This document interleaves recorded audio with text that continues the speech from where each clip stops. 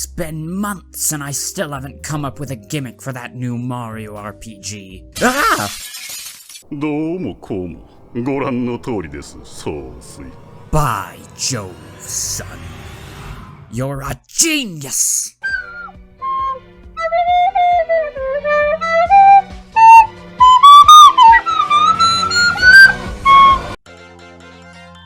Paper Mario, or Mario's Story if you're an annoying jerk like me, was originally supposed to be a sequel to an SNES game made by Square, which was an RPG starring Mario, with the very creative name Mario RPG. But then, Square started working exclusively for Sony because, well, Nintendo, I can't keep watching you do this to yourself. It's time for you to choose me or the cartridges. Fine then, if that's how you feel, then leave. I don't need you. All I need are my 393 beautiful N64 cartridges. Now go! I don't ever want to see you again! Oh, okay. If that's how it's gonna be, I'll go. I don't ever want to see you again either. So after that, Nintendo had a company called Intelligent Systems make the game instead. Eventually, they decided to separate this new game from Mario RPG entirely and tried a ton of different art styles to differentiate it, but couldn't quite find one that fit, until one developer said, "Hey, instead of using the N64's 3D abilities to make a 3D game, what if we use the 3D to make even more extreme 2D? Wow. You're a genius! And thus, Paper Mario was born. The game was a turn-based RPG released on August 11th, 2000, and directed by Ryota Kawade. It was received very well when it came out, and it's no wonder, because the game was great. There were turtles. There were birds. There were turtles that turned into birds. You could play as Peach and pitter-patter around Bowser's castle in a stealth section. Oh, I'm sorry, Solid Snake who? Why are we still here? Just to suffer? You could recruit Baby Electricity to help you beat up Big Turtle Man. Hold up, Child Soldiers, my favorite. And on top of all of that, unlike most other Mario games, there was an actual story. You start the game with Bowser beating up Mario after attaining an item called the Star Wand, which makes Bowser invincible. Bowser then hits Mario with a Kamehameha, causing Mario to fall from the frickin' sky. Mario somehow manages to not die, and now Mario and his partners have to collect the Star Spirits and gain their power to defeat Bowser before things can go even more awry. A simple story to be sure, but this was just the first game, and things could be expanded upon greatly in the sequel. Hey guys, what you up to? Ah! Miyamoto-san! We're just making a sequel to Paper Mario. Oh really? What's the new innovation to the game? Innovation, Miyamoto-san? Yes, a massive change or gimmick for the new game. Don't tell me you started making a sequel without some new innovation. No, Miyamoto-san, we would never do that. Look at all these characters on screen.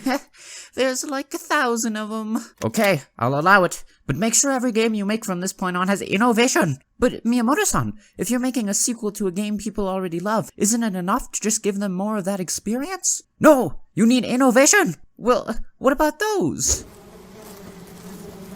Shut up!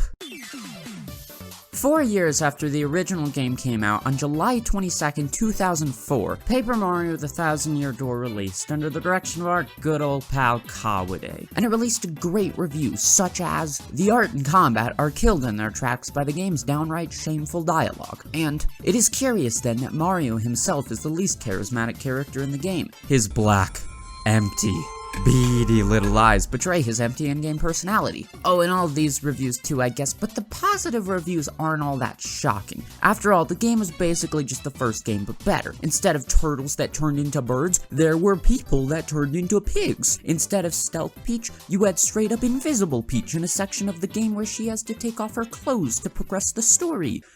Again, What, for the third time? Really? Instead of one child soldier, you get a whole army of child soldiers. And most importantly, instead of Bowser once again being the villain, this time the villain is a millennia-old demon that destroyed a massive town once and killed its entire populace. And now Chris Pratt and his gang of heroes, including college student and literal newborn, have to collect the Chaos Emeralds in order to beat the demon once and for all before she can destroy the world. That's right, this game ends in an epic anime battle between an Italian plumber and a deity of death and destruction, where Mario beats the demon once and for all by using the power of the friends he made along the way.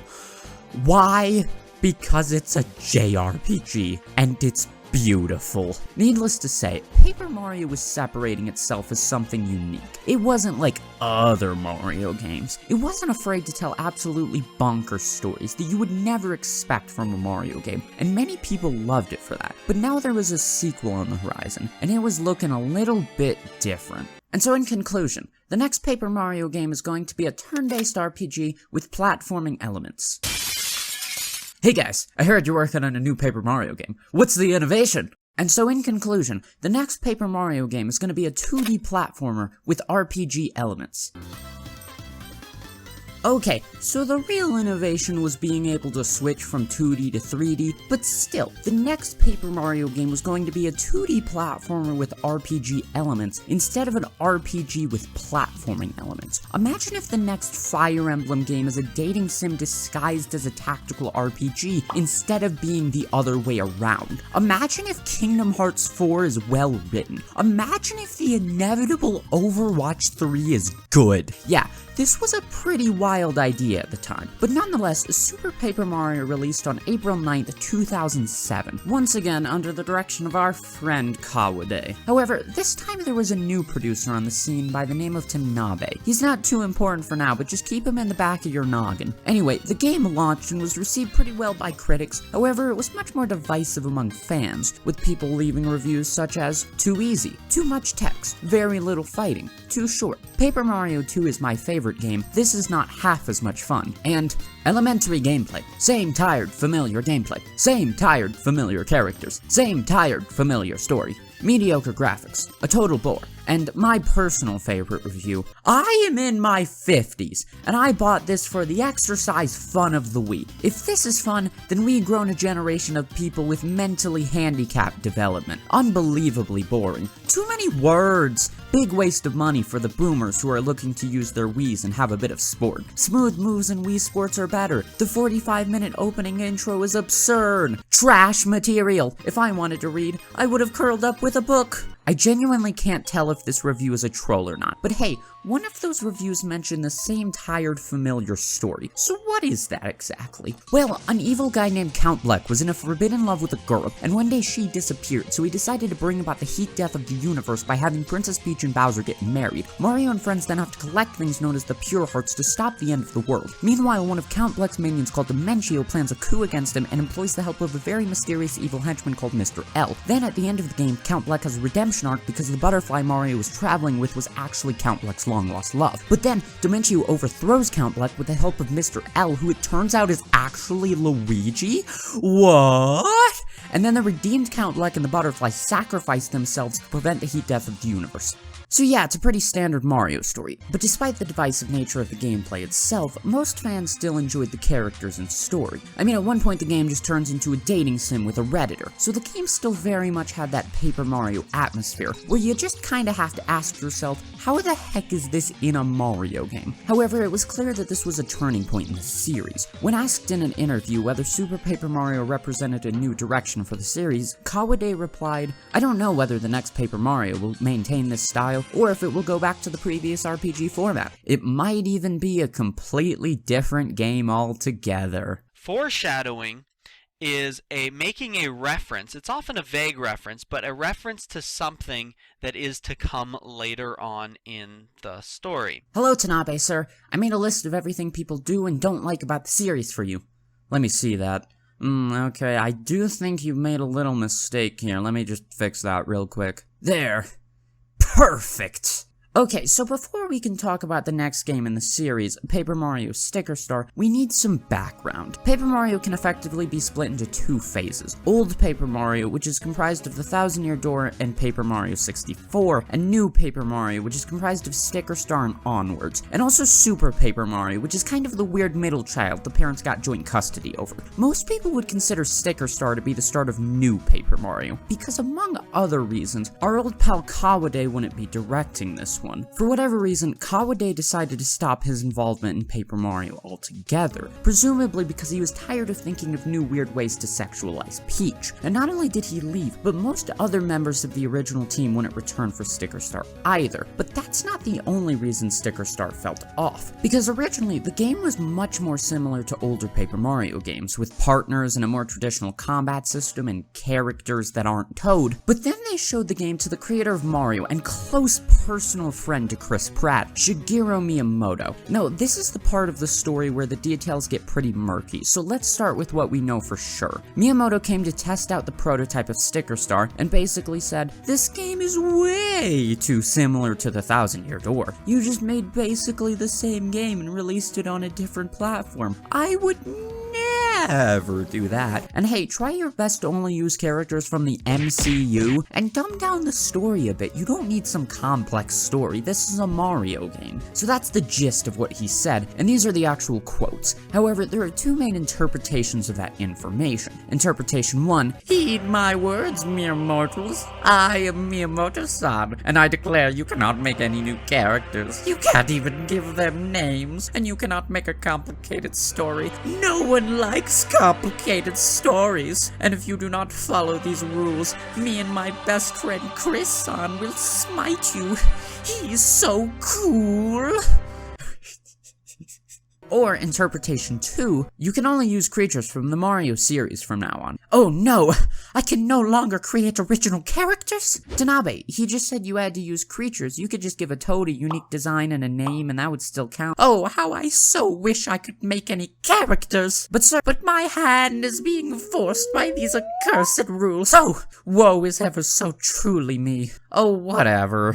So those are the two main interpretations by the fans as to why the series changed. One making the claim that it's all Miyamoto-san's fault, and one that claims that Tanabe misinterpreted / over-enforced Miyamoto-san's words. But wait, why Tanabe specifically? Well, honestly, I don't really know. Tanabe has been a producer on the series since Super Paper Mario, but what does a producer do exactly? Well, like everything else in this story, it's complicated. Typically, a producer handles the serious boy business side of things, whereas a director handles the creative side of things, but this can differ drastically depending on the company and the producers themselves. It seems like Tanabe was a pretty hands-on producer based on the fact that in a lot of interviews he specifically mentioned ideas he had for the games. However, there are also plenty of times in interviews where other high-ranking developers, including the directors, talk about ideas they had and how they had to abide by the rules Miyamoto-san set. So if I had to guess, people blame Tanabe specifically because he's kind of become the figurehead of the Paper Mario series. If you read an interview relating to Paper Mario, he's probably gonna be the main guy answering the questions, and the interview is probably gonna go something like this. So what inspired you to take such a drastic shift from the other Paper Mario games and video games as a whole?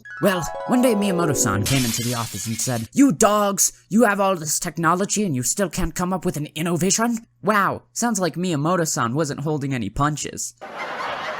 Yes, and we really took that to heart, so the rest of the team and I locked ourselves in a dog cage, with only a Windows XP install disk, a paperclip, and a dream, and I think those limitations set by Miyamoto-san really helped us whittle down the essence of Paper Mario. I truly hope you enjoy Paper Mario and the Paperclip Curse, coming this spring. So it's not a far stretch for someone to hear that and say, "Hey, it's all this guy's fault," when in actuality he's typically referring to decisions they made as a team, and from what I found he's probably not even the guy with the most creative control in the first place. But honestly, we'll probably never know whether it was Miyamoto-san's fault or the team's fault. The truth is probably somewhere in between, and there are so many parts in the story that are open to interpretation or just straight up contradict other information that it's hard to tell who's at fault in this situation. If Phoenix Wright were here, his pointer finger would be having a spasm. But regardless of all that, the game was finally nearing completion. After the third prototype of the game, Daddy Miyamoto-san finally gave it a thumbs up. Oh, sorry, my bad. Mommy Miyamoto-san. and the game's development was finally coming to an end. The game mechanics are quite different from the previous Paper Mario games, but without a doubt, it turned out to be a Paper Mario game. Are you sure about that? Paper Mario Sticker Star finally released on November 11th, 2012, after first being revealed at E3 2 years prior, and the crowd went mild. Yeah, so the game scored okay with critics, with 7s and 8s across the board, but fans had a bit of a, well, let's just say they had a different reaction. No, God! No, God, please, no! No! No! No! But what was the game actually like? Well, I think I know someone who could describe it much better than me. Take it away, Arnold. This is a prime example of when changes in good, liberalization, and the relaxation of standards have led so-called intelligent systems to make an unintelligent game. It's very easy to get stuck, partners are gone, there's no incentive for engaging in battles, and stickers are quite stupid as a story and a gameplay mechanic. Arnold is not amused. Okay, so people weren't thrilled about the game, but what actually happens in it? Well, make sure you fasten your safety belts, because this one's a wild ride. You see, in this game, Bowser kidnaps the princess, and now Mario has to save her. I know, revolutionary, but wait, I hear you saying, that's basically just the plot of the N64 game. Well, hold on, because unlike Paper Mario 64, with its boring original characters, Paper Mario Sticker Star had such classic characters as Troublesome Toad and Sling-a-Thing Toad and the absolute mad lad Oasis Toad. In general, Paper Mario Sticker Star was a game that disappointed the fanbase with its lack of character, charm, and a lizard/robot that flirts with Peach, and it didn't seem like things were gonna get much better in the next game. Sir, I have an idea for the new Paper Mario game. What if we make this one about color? That seems like a great idea. On paper. Wow, sir, you really like it? Yes, it seems you have a very colorful imagination. Thank you, sir. That means so much coming from you. You're welcome. Now I want to get started on this right away. Everyone, man your station. Nary. Please stop, sir. Paper Mario Color Splash was announced on March 3rd, 2016, in a Nintendo Direct where it got the reveal it deserved. Wow, and that was the soon-to-be household name, Lost Reavers. By the way, there's a new Paper Mario game. It's like Sticker Star, but with paint. Anyway, have you heard of Pokken Tournament? What? Yeah, so Color Splash was revealed pretty casually, but to be fair, most Nintendo games were at the time. Nintendo hadn't quite mastered the dramatic reveal yet. Needless to say, fans weren't super happy with the reveal, and there was even a petition to cancel the game outright. Keep in mind, this was after one trailer. Then, while all that hate for the game was going on, a producer by the name of Riza Tabata started doing interviews about the game, where she said that Paper Mario was trying to step back from the RPG genre and become an action-adventure game. After all, the Mario and Luigi series was already an RPG, and then a few years after saying that the studio that made Mario and Luigi went bankrupt, she also said, maybe we'll remake the Thousand Year Door, but only if people ask for it. So then 55,000 people did. We're still waiting, but after all that bad press, the game finally released on October 7th, 2016. Except no it didn't, because Nintendo of America accidentally released the digital version 2 weeks early. Yeah, everything that happens surrounding this game from reveal to release is the dictionary definition of a dumpster fire. However, all of that trouble would be worth it, because after launch, the game received the greatest honor any mere mortal could ask for. That's right, it was nominated for a Kids' Choice Award. However, unfortunately, it did lose to Just Dance 2017, but come on, with that kind of competition, can you really blame it? But anyway, the game was out now, so what did people think of it? Well, the opinion of most critics and newcomers were, it's fine. The opinions of most fans, on the other hand, I want to die. Yeah, so most old fans thought it was just a slightly better rehash of Sticker Star. However, there were many clear improvements in dialogue and creativity. At one point, you get to beat up a steak. It's a great time. But above all else, there was one thing that set it apart from other games. It's absolutely captivating story. You better patch up both your socks with flex tape, cause this one's a doozy. In this game, Bowser kidnaps the princess, and now Mario has to save her. But this time, Bowser is possessed by evil paint. Okay, so the story wasn't that different, but it was a genuine improvement over Sticker Star, and the changes from Sticker Star made enough of a difference that a few people actually really enjoyed the game. I mean, not that many, because the game only sold like 10 copies, but there were a few, and on top of that, there was hope. These Toads have Power Rangers outfits. How far could the no original characters rule be bent? Well, it would be stretched to its absolute limit in the next game. I know this is a crazy idea, but hear me out. Okay. In early 2020, a rumor started circulating that there was a new Paper Mario game in development, and that it would be a return to form. Impossible! Cried the classic Paper Mario fans. Nintendo hates us, they said. But then, one fateful day on May 14th, 2020, with no warning, Nintendo tweeted, "Yeah, there's a new Paper Mario game for Switch. Here's the trailer, lol." And the impossible happened. The trailer actually looked good. There was an original villain, intriguing locales, and a kind of creepy, unique atmosphere behind the whole thing. And then, the next trailer came out and revealed the removal of the dreaded card/sticker system, the return of partners and badges, and this Bob-omb has a name? What? There were clearly still many elements of the game that were taken from Sticker Star and Color Splash, but in a way, this game seemed like a fusion of new and old Paper Mario games. The classic fans started getting cautiously optimistic, and then finally, on July 17th, 2020, the game released.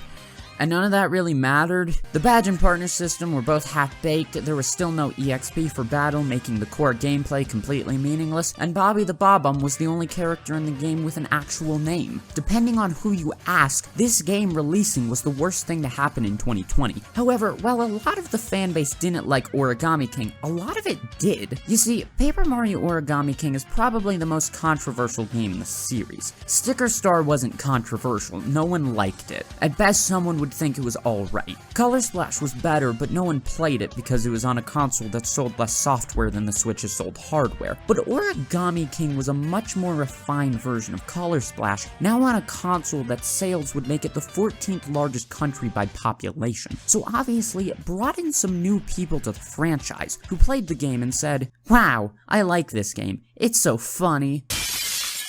But it's not as funny as the old games. But it's so creative. But it's not as creative as the old games. But it's got such great world design.